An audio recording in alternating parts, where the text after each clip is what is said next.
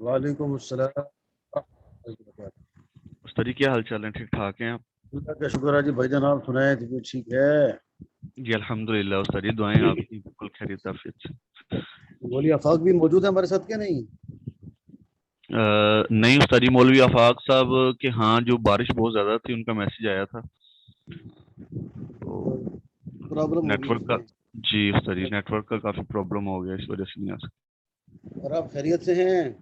अल्हम्दुलिल्लाह उस्ताद जी, दुआएं आपकी ईद वगैरह सही गुजर गई उस्ताद जी, घर आफियत है? अल्लाह का शुक्र है, सब ठीक ठाक। माशाल्लाह, आपकी आवाज़ दोबारा सुन के बड़ी मुसर्रत हुई उस्ताद जी। अल्लाह आपको जज़ा खैर दे इंशाअल्लाह। हाँ, हमारा भी यही मामला है आपके साथ। असल में जज़ाकल्लाह उस्ताद जी। दो दिन से मैं मसरूफ था, तो जी वो कहता मौलवी गुजर साहब, ज़हन में आता था जी कि भाई। अब्दुल राफिक साहब ने बताया था उस्ताद जी। जी हाँ, तो ऐसा है कि अभी हमारा ये मशवरा हुआ है कि इंशाअल्लाह हम ये हिफ्ज़ुल हदीस का सिलसिला जारी रखेंगे। तो और इसके साथ इंशाल्लाह हम ना सिराजी शुरू करेंगे बहुत बेहतर उस्ताद जी। हफ्ते वाले दिन से इंशाल्लाह ना। जी उस्ताद जी। हफ्ते वाले दिन से इंशाल्लाह हम जाना वो, और सिराजी का इंशाल्लाह जहाँ हम कोशिश करेंगे कि आपको खुलासा पढ़ाए, बस बात समझाएंगे और उसका खुलासा इंशाल्लाह आपके सामने बयान करेंगे। जी उस्ताद जी, बहुत बेहतर, ज़बरदस्त उस्ताद जी, इंशाल्लाह हम मेहनत करेंगे उस्ताद जी, इंशाल्लाह। बहुत अच्छा थी। तो ये कितनी हदीस हमारी हो गई थी? हमारी उस्ताद जी तकरीबन 48 के करीब हदीस हो गई थी उस्ताद जी। हाँ, 45 भी हो गई थी। मुस्नद अबू हुरैरा,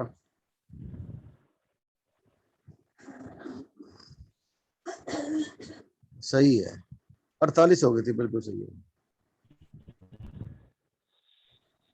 तो किताब मौजूद है आपके पास या तस्वीर से काम चलाते हैं?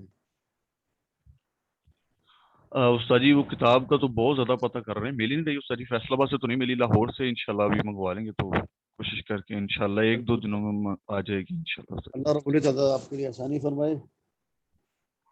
आमीन उस्ताद जी। चलें, आज जो है ना ये हदीस नंबर 49 है हमारी।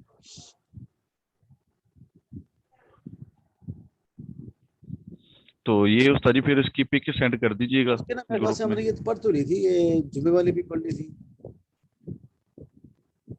मैं इंशाल्लाह आपको भेज दूँ। 48, जी 48 मैंने याद कर ली। 49, चले मैं हम दोबारा पढ़ लेते हैं। हम दोबारा पढ़ते हैं हदीस को इंशाल्लाह, हम वापस से दोबारा इसको याद करेंगे। जी उस्ताद जी बहुत बेहतर। बिस्मिल्लाहिर्रहमानिर्रहीम। عن أبي هريرة رضي الله تعالى عنه عن النبي صلى الله عليه وسلم قال: إن أحدكم في صلاة ما دامت الصلاة تحبسه والملائكة تقول: اللهم اغفر له وارحمه ما لم يكن من صلاته أو يحدث. حضرت ابو ہریرہ رضی اللہ تعالی عنہ نبی اکرم صلی اللہ علیہ وسلم سے روایت کرتے ہیں کہ آپ نے ارشاد فرمایا کہ تم میں سے ایک آدمی وہ مستقل نماز میں رہتا ہے جب تک کہ نماز اس کو روکے رکھے، اور فرشتے اس کے لیے دعا کرتے رہتے ہیں. یعنی جب تک بندہ نماز میں رہتا ہے، نماز کے انتظار میں رہتا ہے، تو فرشتے اس کے لیے دعا کرتے رہتے ہیں: اے اللہ تو اس کو معاف کر دے، اے اللہ تو اس پر رحم فرما دے، جب تک کہ یہ اپنی نماز سے کھڑا نہ ہو جائے یا جب تک یہ بندہ بے وضو نہ ہو جائے. جب بے وضو ہو جائے گا تو آپ نماز سے نکل جائے گا، اس جگہ سے کھڑا ہو جائے گا جہاں نماز پڑھی ہے، جہاں یہ کسی نماز کے فکر میں یا کسی اس کے مذاکرے میں مصروف تھا، تو اللہ کے ہاں یہ نماز میں شمار ہوگا. جب یہ اس جگہ کو چھوڑ دے گا یا بے وضو ہو جائے گا، اس کو حدث لاحق ہو جائے گا، تو پھر یہ بندہ نماز سے باہر سمجھا جائے گا، پھر فرشتوں کی دعا بھی موقوف ہو جائے گی اور اس کا نماز کی حالت میں رہنا بھی موقوف ہو جائے گا. تو یوں سمجھا جائے گا کہ یہ بندہ نماز سے نکل چکا ہے. جب یہ نماز سے نکل چکا ہے تو ملائکہ کی دعا بھی موقوف ہو جائے گی اس کے حق میں۔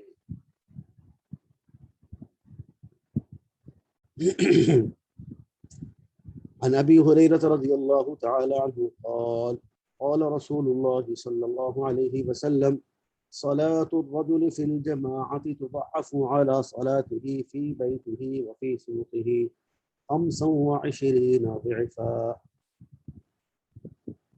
حضرت ابو ہریرہ رضی اللہ تعالی عنہ نبی اکرم صلی اللہ علیہ وسلم سے نقل فرماتے ہیں کہ آپ نے ارشاد فرمایا کہ مرد کی نماز جماعت کے ساتھ اس کی اپنے گھر میں پڑھی ہوئی یا بازار میں پڑھی ہوئی نماز سے 25 درجے المضاعف ہوتی ہے۔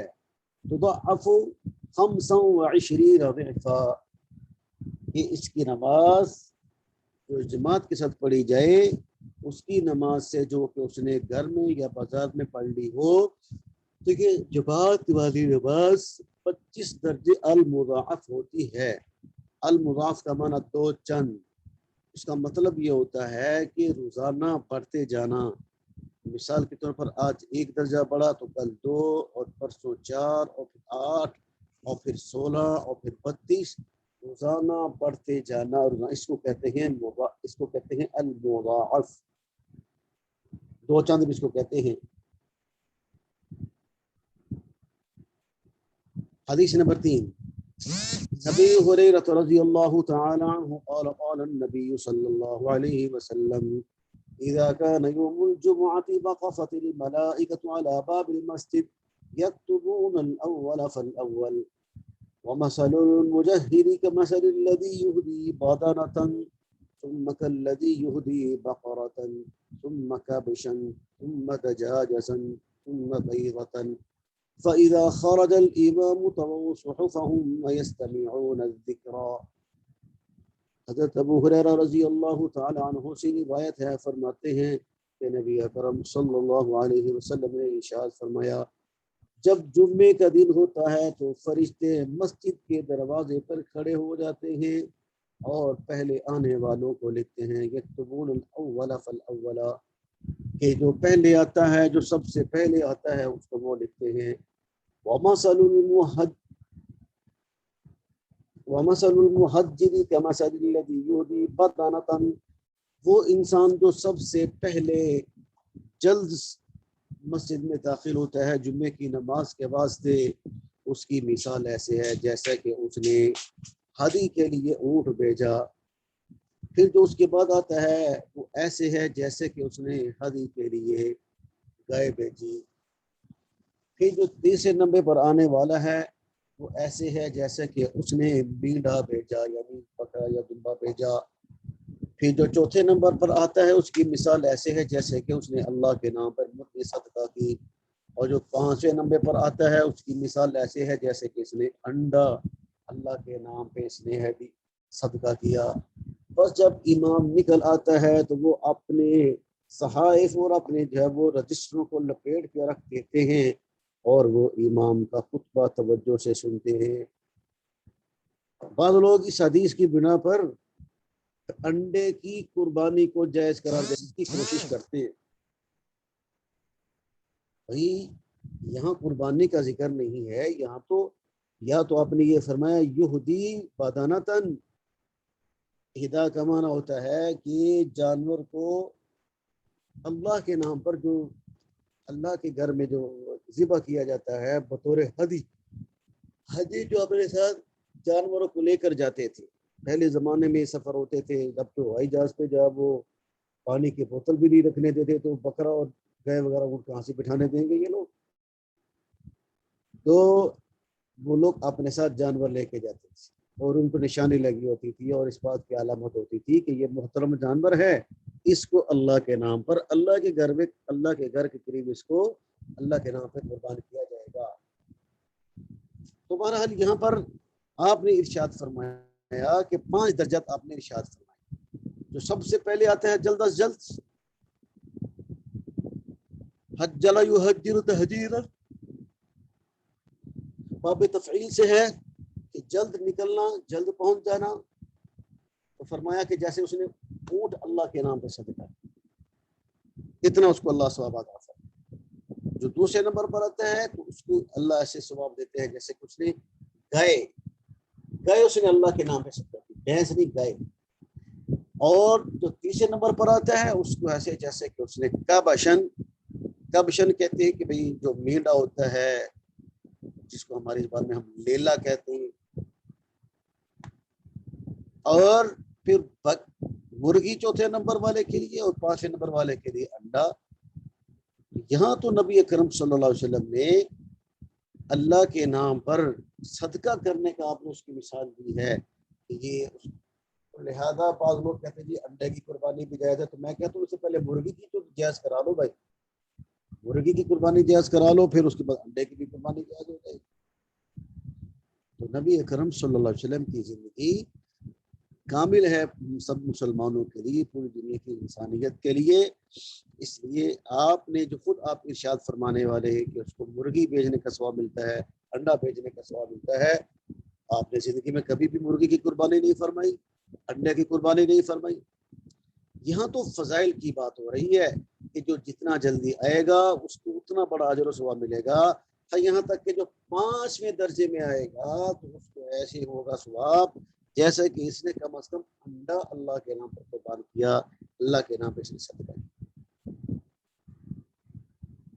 حدیث نمبر 4 پڑھ لیں, یہ آسان ہے, چھوٹی سی ہے. عن ابي هريره رضي الله تعالى عنه ان رسول الله صلى الله عليه وسلم قال من قام رمضان ايمانا واحتسابا غفر له ما تقدم من ذنبه. ابو ہریرہ رضی اللہ تعالیٰ عنہ فرماتے ہیں کہ نبی اکرم صلی اللہ علیہ وسلم نے ارشاد فرمایا جو شخص رمضان کے قیام کرے گا, رمضان کے مہینے میں رات کو اٹھ کر جاگے گا, اللہ کی عبادت کرے گا ایمان کی حالت میں اور ثواب کی امید رکھتے ہوئے, تو اللہ تعالیٰ اس کے پچھلے گناہوں کو معاف فرما دیں گے. غفر له ما تقدم من ذنبه, اس کے گزشتہ گناہوں کو معاف کر دیا جائے گا.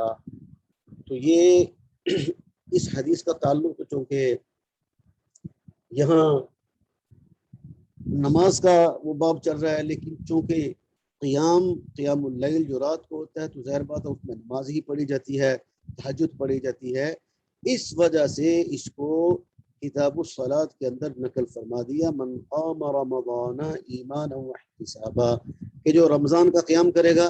رمضان کے قیام سے مراد یہ ہے کہ رمضان کی راتوں میں اٹھ کر اللہ کی عبادت کرنا, تراویح کے علاوہ تہجد کی نماز پڑھنا, نوافل ادا کرنا. تو اللہ کے نبی نے ارشاد فرمایا جو بندہ 2 شرطوں کے ساتھ قیام رمضان کرے گا, ایک ایمان ہو اللہ پر, یقین ہو اللہ کے وعدوں اور وعیدوں کا, اور دوسرا اس کو ثواب کی امید ہو, اللہ کے فضل سے ثواب کی امید ہے, اپنے عمل کے اعتبار سے نہیں ہے, اللہ اس کے حساب سے گناہ کو معاف کر دیں گے. 4 حدیثیں ہو گئی. ولی حسین صاحب جی استاد جی 4 ہو گئی. تصویر میں بھی آپ کو گروپ کے اندر سینڈ کر دیتا ہوں. جی بہت شکریہ استاد جی. سے بھی جو ہے نا ابو سے بھی فرما دے کہ وہ بھی جو ہے نا وہ اس کو اس طریقے سے یاد کرے. جی میں کہہ دوں گا. آپ نے ایک کام کیا کریں کہ آپ حضرات آپس میں ترتیب بنا لیں, جو حدیث آج تک ہم نے پڑھی ہیں, اگر آپ حضرات دونوں اس کو یاد کر کے ایک دوسرے کو سنا دیا کریں, ایک دوسرے کی سن لیا کریں, تو اس میں میری رائے یہ ہے کہ جانبین کو زیادہ فائدہ ہو. جی استاد جی انشاءاللہ آج افاق بھائی سے میں بات کرتا ہوں, مولوی صاحب سے, تو انشاءاللہ ہم ترتیب بنا لیتے ہیں. روزانہ 4-5 حدیثیں یا 10 جتنا آپ آسانی سے یاد کر سکتے ہیں, اور پھر اس کا فائدہ یہ ہوگا کہ انشاءاللہ یہ آپ کو ازبر ہو جائے گی. اور اگر آپ اس سے بھی اگلا کام کریں, آپ لوگوں سے ملاقاتیں کریں, لوگوں سے ملیں, ان کو دعوت دیں, ان کو یہ حدیث سنائیں, تو انشاءاللہ العزیز اللہ لوگوں کو نوازی بھی بنائے گا اس کی برکت سے, اور لوگوں کو بھی فائدہ ہوگا, آپ کو بھی فائدہ ہوگا. جی انشاءاللہ ضرور. جی بالکل استاد جی انشاءاللہ. اللہ حافظ. السلام علیکم ورحمۃ اللہ وبرکاتہ. وعلیکم السلام ورحمۃ اللہ وبرکاتہ.